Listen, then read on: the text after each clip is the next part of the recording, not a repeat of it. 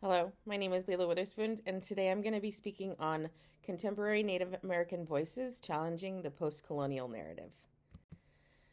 So in this presentation, we will discuss how contemporary Native American artists seek to illustrate the ways popular culture reduces them to a convenient stereotype or erase them completely, exposing ongoing inequities and ignorance still shown to their history and identity today. By reclaiming and reimagining symbols often used to compartmentalize them, these artists not only critique harmful representations, but also affirm their living cultures. We will look at work from Wendy Redstar, Jean Quick to See Smith, Nicholas Galinan, and the art collective Post-Commodity, contemporary artists using their practice to interrogate and reframe narratives around identity, history, and power structures. Their work, while distinct in medium and approach, are deeply interconnected through shared themes of cultural resilience, critique of colonialism, and the reclamation of indigenous agency.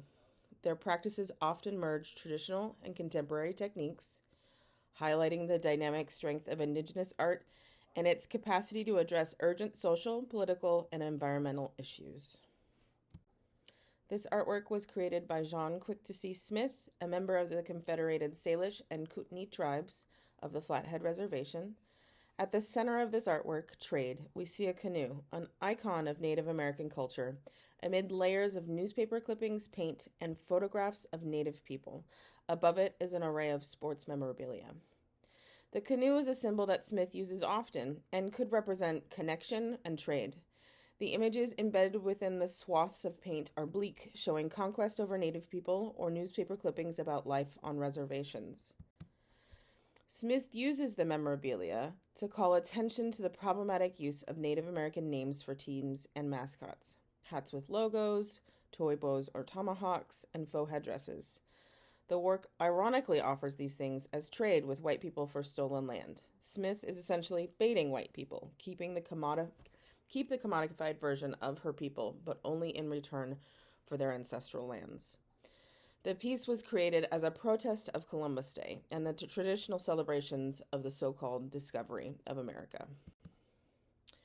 This artwork is by Wendy Redstar, a Native American artist of Crow lineage. In Last Thanks, we see the artist as the center of a Thanksgiving table arrayed with a meal of oatmeal cream pies, bologna, canned green beans, Kraft singles, Wonder Bread, money, and Natural American Spirit cigarettes. Next to her, we see skeletons adorned with the paper headdresses an elementary-age kid might have made in class, and a large inflatable turkey. This layout of figures, along with the title, reference the Da Vinci's The Last Supper. By referencing The Last Supper, she could be referencing Christianity, specifically as a colonizing influence, or she could be referencing the uncomfortable nature of her as a symbol of her people being at the center of this meal that is cheap, plastic, and devoid of anything of real value. She is calling out the concept of Thanksgiving itself, highlighting its artificiality and the erasure of its impact on her people. This is meant to be funny. Redstar herself said, "I think humor is healing, and I'm utilizing that humor to break through all that heavy, devastating history." In the Four Seasons, Redstar is drawing upon an experience visiting a natural history museum. She went to see Crow artifacts from her people, and to get there, she had to go through a dinosaur exhibit. In her words, "So you walked under this big brontosaurus and you saw all this extinction, and then you entered into the native galleries. And I really felt that it set people up to think of Native people as extinct." She set up this photo like an exhibit. It's flat and false with its inflatable deer, except for her. She's dressed in a beautiful handmade elk tooth dress. Her vibrancy in the midst of all this illusion shows she and her culture are real and very much alive. The contrast between her living culture and this false environment is meant to be the focus for the viewer. The elk tooth dress is supposed to embody a cultural richness and a power. Redstar, when talking about this work, referenced a quote from Maya Angelou, "I come as one, but I stand as 10,000. Do You Remember When is a piece where the art collective Post-Commodity removed a slab of a concrete floor and put it on a pedestal, revealing the dirt below. Arizona State University Art Museum was built on tribal lands, and by removing the floor, literally cutting through the cement and bringing attention to the earth below, the viewer's attention is brought back to the land itself. Above the pit of dirt, a microphone was suspended, and speakers softly played a peeposh ceremonial song.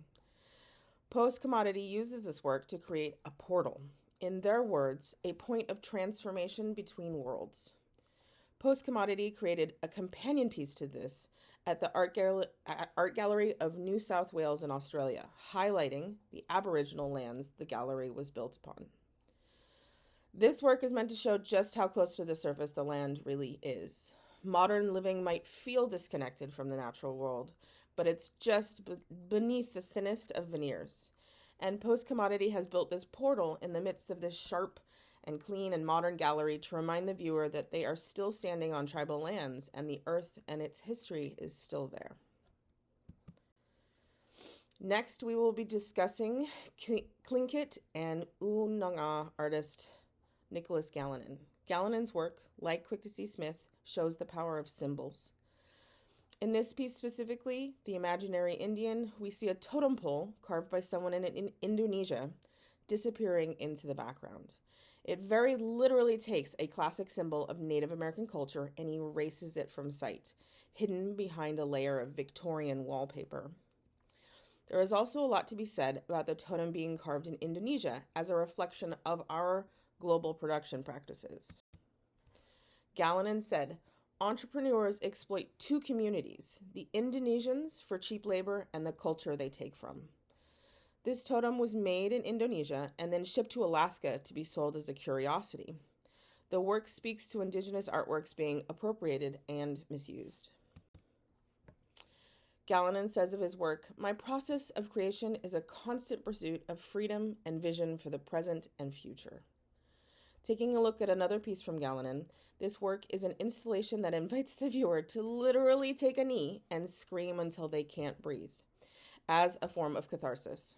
It was created in a response to legislated oppression and violence in the United States of people inside and outside its borders. The work alludes to the knee taken by Colin Kaepernick and other football players to protest racism. In this work, Galinan is protesting the systems of power in place that continue to oppress, including the museums showing the work. When initially asked by the Seattle Art Museum how to decolonize, Galinan suggested returning the tribal artifacts the museum had to their communities. When that was rejected, he eventually created this piece. Galinan said the Seattle Art Museum has had a hard time with it because the screams are heard throughout the museum. He says they're supporting the work, but it is engaging and challenging the entire institutional structure. In conclusion, these contemporary artists play a crucial role in dismantling stereotypes by offering authentic narratives that counter the dehumanizing and reductive images still prevalent in mainstream media and popular culture. Their work compels us to recognize and confront the lasting impact of these stereotypes while celebrating the vibrancy and complexity of contemporary Native American life. These artists, while employing distinct visual languages and media, are united by their commitment to reclaiming narrative authorship and fostering dialogue about the ongoing realities and futures of Indigenous peoples. Thank you.